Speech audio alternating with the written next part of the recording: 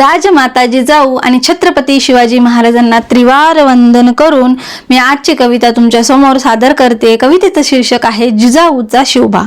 स्वराज्याचा सूर्य शिवनेरीवर अवतरला होता, तो मराठी साम्राज्याचा शूर पराक्रमी आदर्श राजा होता।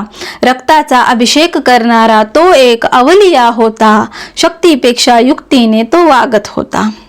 बलाढ्य शत्रूलाही पराजित करणारा शूर योद्धा होता, सर्व धर्माबद्दल आदर त्याच्या हृदयात होता। मावळ्यांना घेऊन हिंदवी स्वराज्य स्थापित करणारा तो एक युगप्रवर्तक होता, महाराष्ट्राच्या मातीत जन्मलेला देवच होता।